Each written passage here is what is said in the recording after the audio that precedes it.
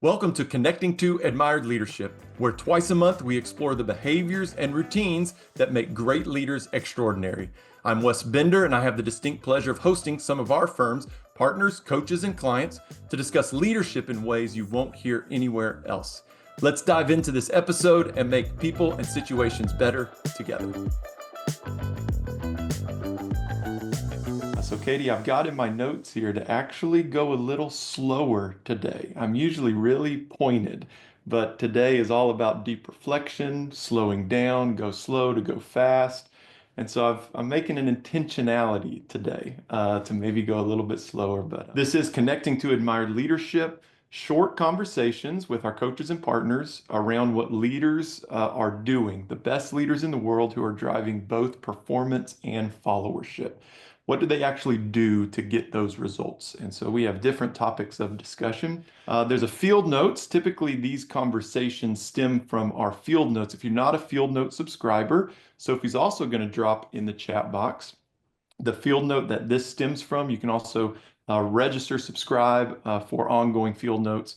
These are just great little 1 to 3 minute reads every day in regards to a behavioral approach to leadership, which of course is the preeminent sandbox that we play in and what is a very saturated place of leadership development. The field note that you'll read that Sophie will drop in is around having a facilitative mindset. Leaders that truly foster an openness, encourage dialogue, the clarity, the inquiry that can come out of that as well. In order to do that, as I started out, you've got to slow down.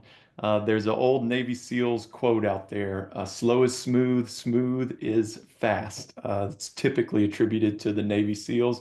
That's something that my kids hear from me a lot, especially around table manners. Everyone pause when you sit down for dinner and just think about how you want to present yourself, how you want to be at the table this evening, how you react to your mother, also my wife, when she asks you to do something. I'd like for you to pause and slow down, know how you're going to react to that.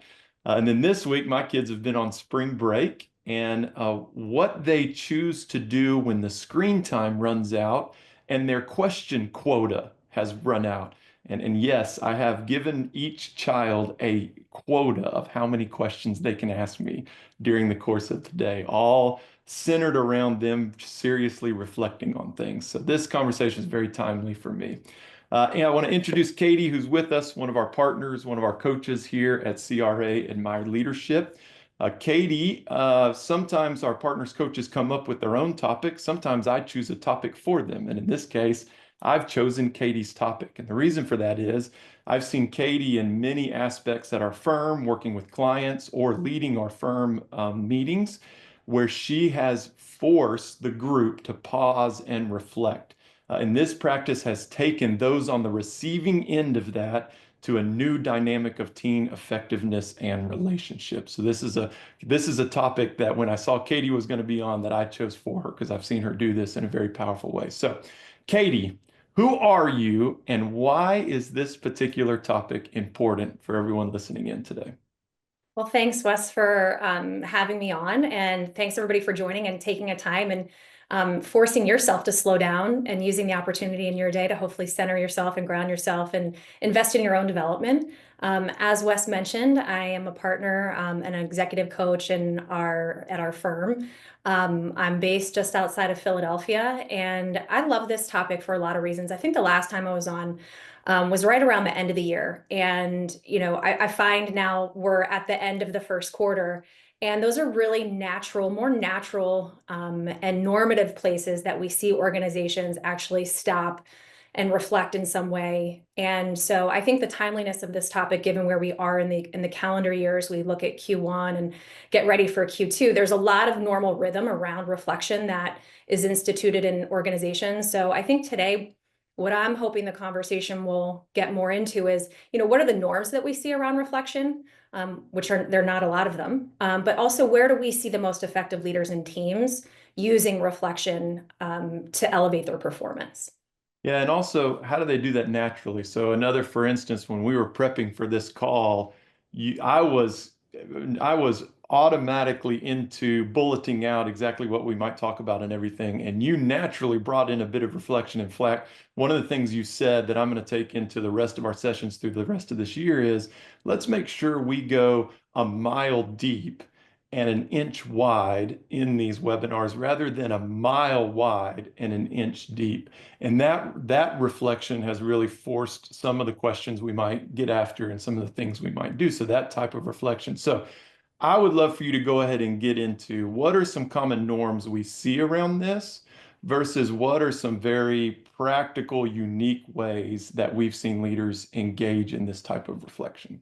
Yeah, great question. So when we think about reflection and what we observe spending a lot of time with leaders inside organizations, and I encourage you all in, drop in the chat ways that you see reflection showing up in your own team or in your own space. I'd love to hear from all of you, but this is in our experience and what we see is typically reflection is reserved for the annual planning cycle, quarterly business reviews, those milestones on the calendar where we have a forcing mechanism that says, okay, let's evaluate our strategy. How have we done?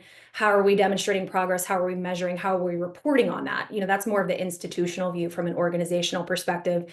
And then that gets driven down through teams and functions and roles through goal setting and all sorts of ways. Those are all that's reflection oriented action in nature. Other places that we see it tend to be in after action reviews or postmortems, right? A large event has happened, something went wrong. And so we're having conversations about what had happened, what went wrong, and how do we fix it. Those tend to be more mechanical in nature, kind of check the box exercise. I don't know how deeply reflective they are, and we can talk more about what that looks like. But we tend to see those are the typical ways that we see it show up. And in fact, when we think about those postmortems or the after action reviews, they do tend to have a lean toward, what went wrong, what didn't we do well, what was poorly executed. And what we tend to see is kind of a reframe in how we think about that. And in places that do that well is where you're actually, what do we learn? How do we apply that for next time? But again, those are all some of the more typical ways in which we see reflection show up across a team or inside an organization. Will you go a little bit deeper in that? Because I think that is one of the most core concepts when we were talking about this earlier this week that you gave to me, the fact that most reflection is done pre and post. But what and how do leaders really bring a sense of inquiry and dialogue, as we would say, into the present? Could you expand on that just a little bit more?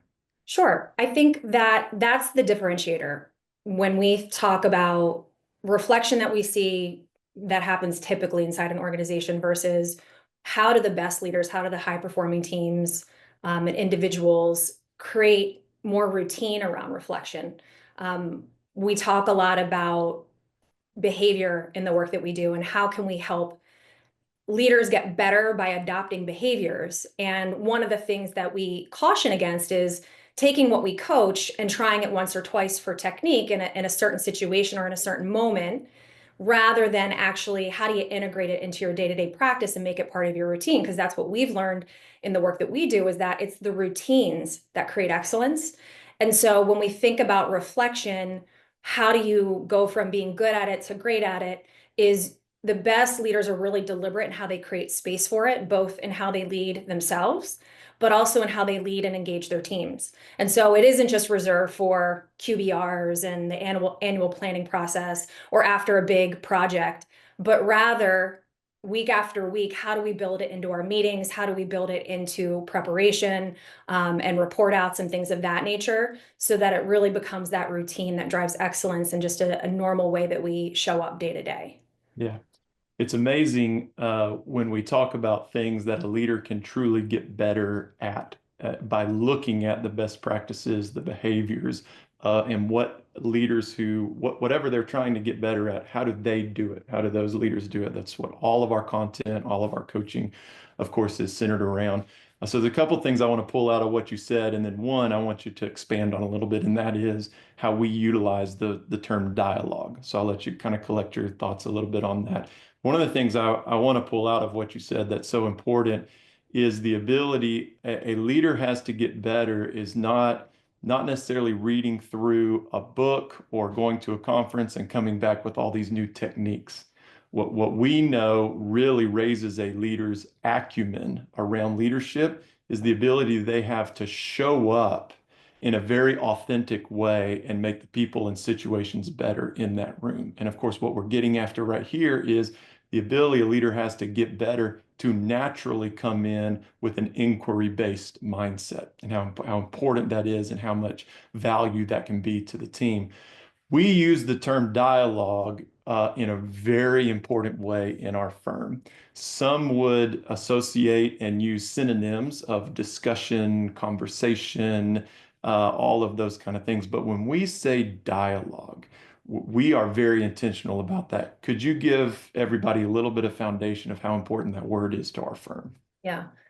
So first, what I'll say is, as we think about this idea of making reflection more a part of your leadership or how you engage with your team, one of the best ways that you can do that is how you use your meeting time, right? So we are so much a culture that's fast and forward, right? Like get in the room, get it done, get out, move on. We're constantly charging full steam ahead. And reflection is that forcing mechanism that makes us slow down. And so when we think about meetings and how meetings work typically, is the majority of meetings that you are likely in day to day and week to week are more advocacy based or decision making or problem solving. There is an objective and we need to solve for that. We need to figure out what our action plan is and we need to move forward. And those types of meetings are important. They have a time and place. And I think that's the large majority of how the work that we do and meetings that we have get done. What we see is that the best leaders will use what Wes just talked about, this dialogue or inquiry-based type meeting, to help create deeper understanding across a team for things that are really important for them to align on and have a deeper understanding for everybody's perspective on the team. So let me give you an example of what I mean. So I'm working with a client right now, and I'm working with a senior team that's relatively newly formed. They've been together since about July. And I did an initial meeting with them, and they, helped them develop their operating principles. And they've really been fast and furious since that first meeting, and they have quarterly check-ins. And so they have their typical agenda, but in every meeting, this leader has been very deliberate to say, we want to reserve at least one part of our agenda that is really about creating dialogue and inquiry. And what that means is we're not coming out of that particular part of the agenda with an action plan, but rather taking a critical topic, taking a really important question that we need to answer as a team and going deep and trying to understand it and talk about it. We're going to create a space that is safe for people to share their voice. As the facilitator, whether it's the leader or someone who comes in to help facilitate it, we're going to reserve judgment on people's points of view because we really want to encourage openness and psychological safety for people to share their point of view. And so, as an example, I was talking with this leader as we're preparing for the next quarterly check-in, and she said that they're struggling with a couple of their operating principles and really bringing them to life. One in particular is around how we hold our teams accountable and how we hold each other accountable. And I said, well, let's reflect on that. Let's have a dialogue with the team and let's pose a question and let's say, like, what stands in our way of holding our teams more accountable and holding each other accountable? And providing a provocative question like that allows the team to engage. One, they're going to see it on the agenda and know that they have to come prepared to talk about it, but it's not driving any decisions. Now, as a result, they will get to a place where they say to themselves at the end, we really need to get better at this. Like, here's the commitment I'm going to make. And that's part of the reflection too, is encouraging the team to say, okay, what are we committing to now that we've had that conversation? So when we think about dialogue, we create, no fewer than 45 minutes of time to go deep on a really good question that allows people to engage, and that you create a space where everybody's voice is elevated, not just the loudest voice in the room. So good. That ability for a team to put that into the cadence of their meetings in some ways in this inquiry base is very, very important. Okay, so I'm going to ask everybody. I haven't done this yet. I was waiting for everybody to log in. Sometimes we got some people come in late. So if you are on live with us, would love to know who you are, where you're from. At the same time, you can also utilize that chat box. We're gonna have some time if you have some questions or anything like that you want to drop in there, or any comments. And thank those of you, especially Jack. Jack's great to always jump in with some great things, and I love Craig Groeschel. So thank you for dropping some of those things in there too. So we see those coming in. Katie, what do we do? We didn't talk about this, but what do you do with the individual who this is way out of their comfort zone? Meaning, if you walk in as a leader to your team and you say, "Hey, we've got a great question we want to go really deep on." The goal here is not even necessarily solving the question. In a good dialogue, you're really lifting up things that are top of mind for people. What do you do with the person who that is so far out of their comfort zone because they are such a solution oriented person? How do you navigate that as a leader? So if you're listening to this and you're thinking about, okay, maybe I want to start to put this into practice in my next meeting, and you've never done this before, and you've always run your meetings more as that fast and forward than anything else, it comes down to expectations, Wes. I think, those teams that do this well, it's an expectation. They've been doing it for a while, and it's part of their norms.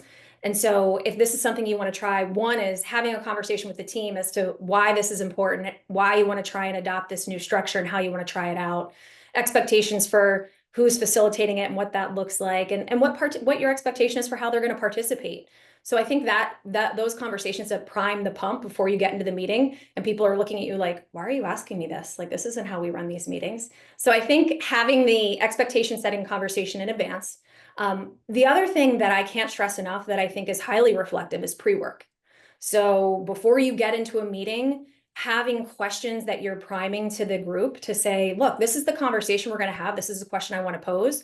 Here's a couple of questions I want you thinking about in advance. And I want to hear from everybody. And again, that comes down to expectation setting. So for your specific question, we all have, those people that we've worked alongside, or maybe you are that person that, you just, what's the action? Like, what's the next thing? Like, can't we just move this forward? Let's jump to solutions. There has to be a very clear set of principles at the start of the meeting to say, we're going to stay in the question. We're going to try not to jump to solutioning. And when we jump to solutioning, we're going to call each other out and say, hey, let's not jump to solutions. We're still unpacking kind of the what and the why. We don't want to get to the how just yet. So a lot of that actually takes place before you even get into the conversation, so that everyone's on the same level when you go in on what that behavior needs to look like and what we're really trying to achieve. That's really good. There's an old video some of you may have seen called "It's Not About the Nail." I don't know if you've ever seen this video before, Katie. So it's a husband and wife, and they're sitting on a couch, and the woman is telling the husband, she's like, "I just don't feel like you listen all the time. I feel stressed out, and I've got all these things going on." And all of a sudden, the video pans out, and the husband kind of points up, and she's got this gigantic nail sticking out of her head. And he says, well, I think maybe if you, and she gets so much, she's like, you're always jumping to solutions. You're always trying to fix things, in what's going on. I just need you to listen and hear, I've got this throbbing headache and I want you to listen. He says he's trying so hard to solve the issue. And towards the end, it's a whole concept around how important it is to stay in the moment for a good long time, even when you feel like you have the solution, even when you feel like you've landed on that. Could you give any more benefits or returns that you've seen from our client base in regards to how important it is to really reflect and put that into the cadence of what you're doing? Because a lot of people leaving this webinar are going to go back and they're going to see the value in this and they're going to want to do it, and they're going to do it for the first time, and they're going to feel that same tension that I Yeah. articulated in that video, and then they're going to say, well, this didn't work. Everybody got frustrated and everybody leaves. But you've got to do it consistently over time because of the expectations. Could you kind of give everybody some encouragement on what are some of the benefits and returns that we've seen clients see specifically in relation to this? Yeah. And after I answer this, Wes, it may be worth a minute, and hold me to it so I don't forget, is just talking about the importance of the questioning when we have reflection. The quality of the reflection, you've heard me say this, the quality of the reflection in the inquiry-based dialogue and the discussion you're able to promote is directly correlated to the quality of the questions that you're asking, right? And so maybe we spend a minute and talk there, but from a benefits perspective, like, why is this so useful? Why does it work? And why do we encourage leaders to consider this as a way to promote reflection within their teams? Is one, an ancillary benefit immediately coming out of this for a team that's never done it before is going to feel more connected. They're going to feel like they have a better sense and understanding for what their colleagues believe on certain topics. Whether they agree with them or not, right? That's a whole different thing. But rather to say, I actually understand that person's point of view and where they're coming from because they've had a chance to articulate it in a way that maybe we haven't created space for before. So it will also demonstrate for people this ability to feel like they've been seen too. Like if I have more of a platform to be able to share my point of view and everybody's sharing their voice, as opposed to just the loudest two people on the team constantly, sharing their perspective. So there comes this strengthening of connectivity across the team for a shared sense of better understanding for people's position on certain topics and where they come from. It also is the benefit that you see is that the team then will regard the leader and say, well, this person actually cares to know what we have to say. This Mhm. isn't just command and control. This isn't just dictatorship. They actually really care about what we have to say, and they're using that to inform our path forward. Now, that doesn't mean that everything that happens in dialogue gets implemented into something that affects change, but rather it's the symbolism that the leader has created around, I want to hear from you about this topic. It's really important. Let's spend time there. So the symbolism around critical topics that we're willing to go deep on and not just, check the box and get, that fast and forward momentum. That's awesome. We just had a great session, one of our on-location events in Chicago, where Ben, one of our other partners, dove into symbolism, Mhm. which teaser, I don't know if I'm supposed to say, but if those of you who are subscribers to our platform, a lot of that communications content is coming out on the platform here pretty soon, which we're really excited about, the communication of symbolism and those kind of things. Um, Katie, speak real quick. So I'm looking through some of the questions that came in ahead of time, and you've hit at a lot of those already. But one of the questions that came in is, okay, somebody on here is saying, I love this. I'm all in. If I was the leader, I would absolutely implement this. Mhm. But I'm not the leader. And my leader is much more of a dictator type of style. Mhm. How does a person who, how does a person manage when they're not in charge, when they know the team would really benefit from this type of deep reflection, the cadence of this? What are our suggestions for that type of leader who is not the one who is leading the team, but wants to integrate this type of inquiry-based dialogue into what they do? Yeah, that's tough. I mean, I think we all have been in a position where we need to influence up, and maybe stylistically, what you want to recommend doesn't align with your leader.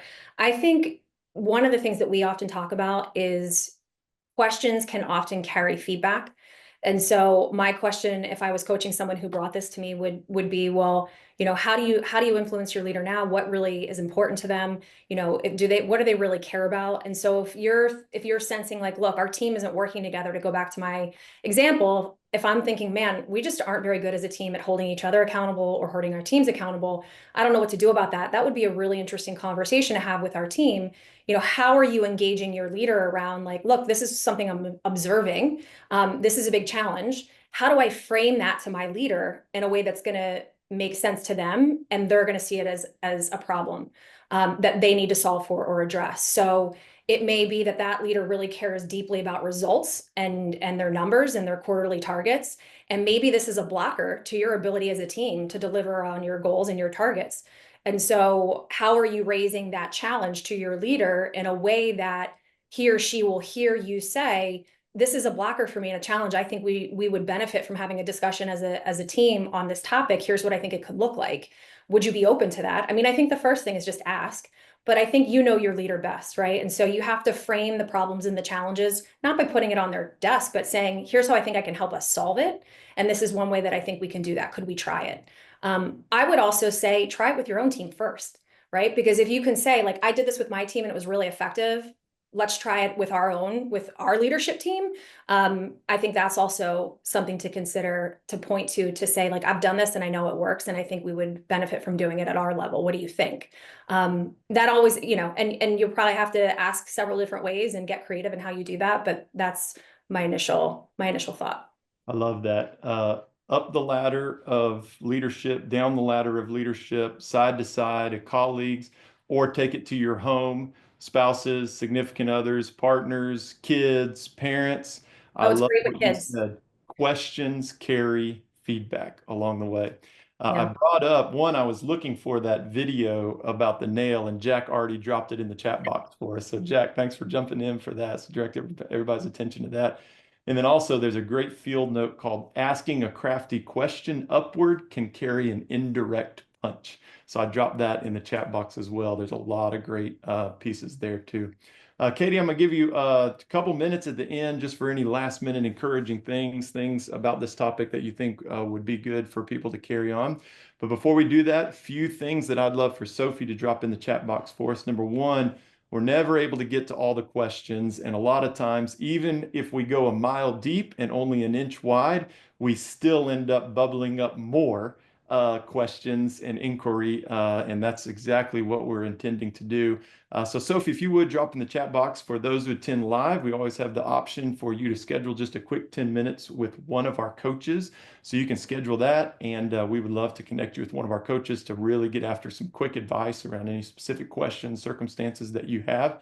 The next thing, April is a big month. Many of you know we take all of our webinar topics and conversations, and we take those on the road to meet some folks in person. We've already been in Chicago and Denver. April, we are going to be in Philly, Miami, and New York, all in the month of April, which we're really excited about. So if you're in and around that area, or you know folks in your network who are in those areas, would love to meet you in person. These are complimentary events. Again, just the ability to get out, meet some of the folks as this community continues to build around a behavioral approach to leadership. And then finally, our next virtual session, one of our coaches, Eric Springer, who I have seen present on this topic at the Learning and Development and Leadership Conference last fall in Orlando. Eric Springer is going to be on the behaviors of trust. So we're going to dive again a mile deep into this concept of trust with Eric Springer on the next one. So Katie, closing encouragement remarks for all of the leaders on live today and those who might be listening to the recording. Well, first, thanks. I know people are joining from all over and taking time out of your busy days. I think we talked a lot about how leaders can drive reflection in their teams, but I don't want to sell short, or I think it's important to underscore building reflection and modeling it, right? So how are you building reflection into your day-to-day leadership? We often say that the wisdom of anything is in the review, or the wisdom is in the reflection. So we all learn stuff all the time. Hopefully you wrote down one thing today that struck you, but it's not going to be meaningful unless you come back to it and think about it and reflect on it and review it and think, like, how am I going to put this into practice? So how can you create even 5 minutes extra every day to put reflection into your practice? And then how do you model that for your team so they start to do it? Because you will get better, faster, smarter, make better decisions as a team when you have more reflection, because you take what you learn and you apply it for future. So I encourage you to think about some of the things we shared here today, and know it's super hard to slow down to go fast, but the payoff's worth it. Leadership is a very saturated place for content. There is a lot of content out there. Some of it's principle based, some of it's centered around psychometrics. How are all of our personalities different? Then some of it, not a lot, all of our content centered around a behavioral approach to leadership at the end of the day. Now, one thing is clear throughout the research and literature, and that is how a leader really gets better. And that is very simple. Engage with highly practical content, content that's high utility, that is action oriented, and then have conversation around that content. Now, if that conversation can take a level deeper into dialogue, as you've heard us talk about today, all of that actionable content begins to galvanize, and you show up differently in the spaces and circumstances that you find yourself in. And we circle back to what really represents a leader, and that is a leader is a person who shows up, makes the people and situations better. The ability a leader has to engage in deep reflection, write notes, go back to those notes, personally do that with their team, all the things that Katie's talking about, that is going to level up that leadership in a very powerful way. So, Katie, thank you so much for your time today. As always, thank you to those of you who joined us live, and we look forward to seeing you in the next one. Have a great weekend, everybody. Thank you.